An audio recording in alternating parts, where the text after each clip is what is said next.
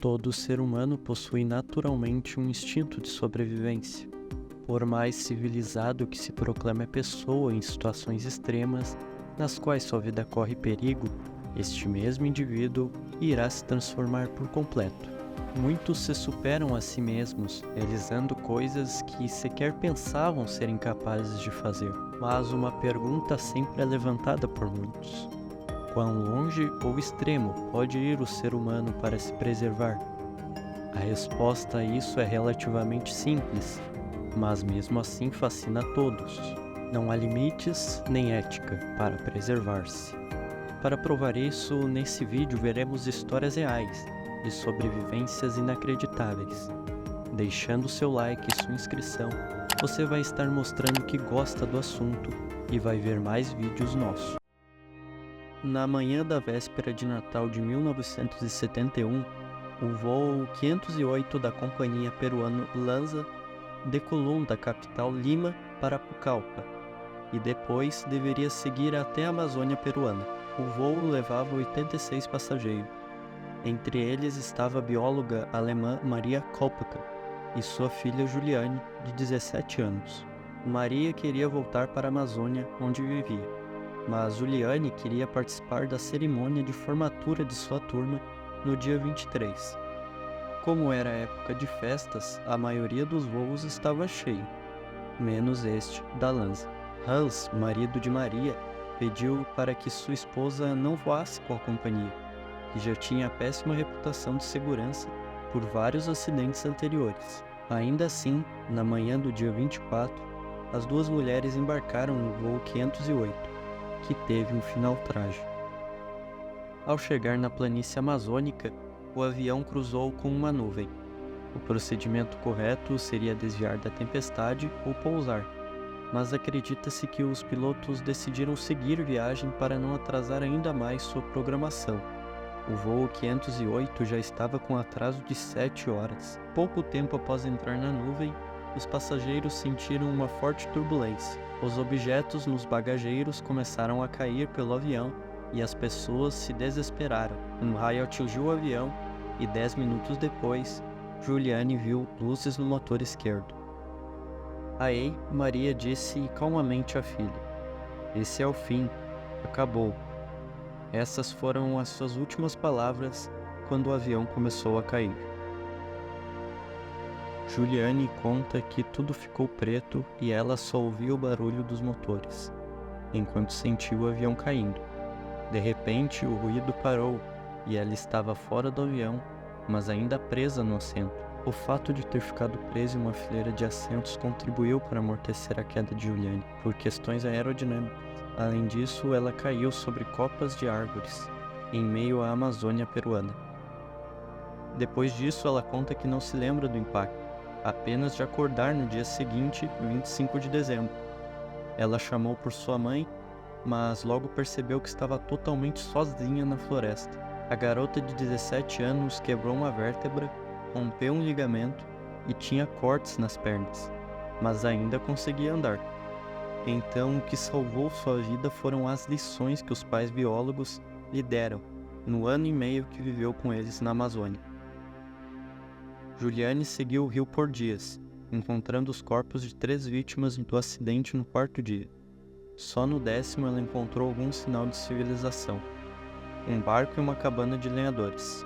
Lá ela encontrou também combustível para barcos, que usou para tirar as larvas que invadiam seus ferimentos. Outra coisa que aprendeu com seus pais.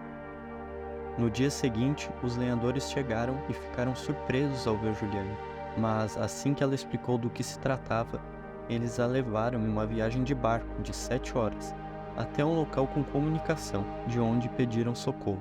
Juliane foi internada em Pucallpa e pôde se reunir com seu pai. O corpo de sua mãe só foi encontrado em meados de janeiro. Em 1972, a garota e o pai resolveram voltar para a Alemanha. Lá, ela seguiu a mesma carreira de seus pais, como bióloga. Ela conta que o acidente lhe deixou muitos traumas e lhe fez ter pesadelos. Mas, em 1988, ela aceitou participar de um documentário e voltou ao local do acidente. Ela disse que foi uma espécie de terapia para ela. Em 2011, ela lançou sua biografia, falando sobre sua experiência. O escocês Dougal Robertson era um ex-marinheiro que, após ter perdido sua primeira mulher e filho em um ataque japonês ao navio no qual viajavam na Segunda Guerra Mundial, vivia com sua segunda esposa e 4 filhos pequenos em uma pequena área rural do interior da Inglaterra, quando decidiu vender tudo o que tinha e voltar para o mar, levando a família junto. Com o dinheiro arrecadado, Dougal, na época com 47 anos de idade, comprou um velho veleiro de madeira de 13 metros de comprimento, colocou a mulher e os 4 filhos a bordo e, em janeiro de 1971, partiu da Inglaterra com o objetivo de dar a volta ao mundo navegando. Os Robertson navegaram pelas ilhas do Caribe. Após uma parada nas Bahamas, uma das filhas decidiu abandonar a viagem e voltar a viver em terra firme. Após conseguir o emprego, no lugar dela embarcou um jovem inglês que buscava uma carona até as ilhas do Pacífico Sul, para onde os Robertson partiriam em seguida.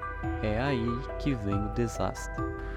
Douglas Robertson, que tinha 18 anos na época, estava na cabine com seu irmão mais novo, Sandy, quando avistou a barbatana triangular de uma baleia assassina.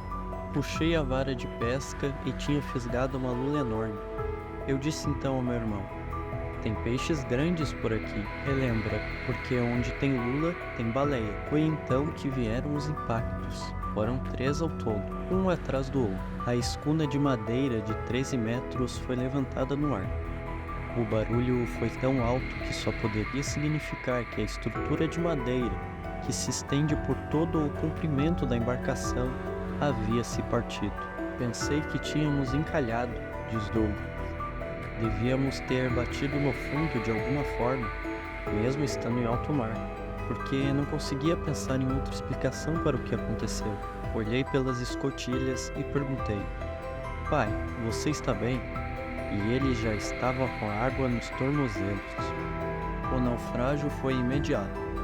Não deu tempo nem de pedir socorro pelo rádio, só de recolher uma bolsa de emergência, juntar as crianças e colocá-las a salvo no bote e na balsa salva-vidas do veleiro, que se tornariam a nova casa dos Robertson pelos próximos longos dias.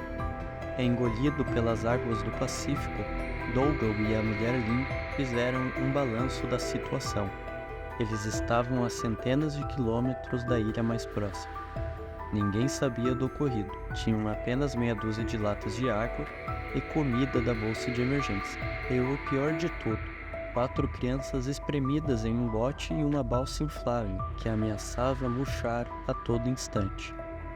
Então eles planejaram remar para o meio do Oceano Pacífico, armazenar água e, na sequência, remar de volta para a América. Levados por uma corrente, eles estavam navegando na corrente equatorial sul, que flui para o oeste, mas entre a localização atual deles, havia uma contracorrente a leste, que os levaria de volta ao continente americano em 72 dias, segundo seus cálculos. Às 10 horas da manhã do 6º dia, a sorte deles mudou. A menos de 5 quilômetros de distância, avistaram um navio. Dougal disparou 5 sinalizadores, deixando apenas um de reserva, mas a embarcação nunca virou na direção deles. "Foi um momento muito decepcionante para todos nós", diz Douglas. Os Robertson tiveram cuidado de armazenar 10 litros de água fresca em latas, mas não seria suficiente para 72 dias. Após cerca de 24 horas, se você deixar deliberadamente de beber água, o corpo entra em um modo de conservação de líquido.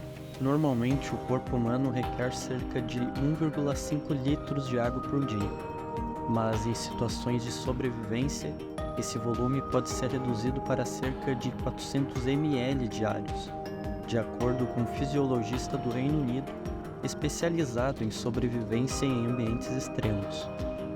Em 23 de julho de 1972, no 38º dia à deriva, avistaram uma segunda embarcação. Dougal acendeu o último sinalizador e o segurou até queimar a mão. Desta vez, o barco virou e foi em direção a eles.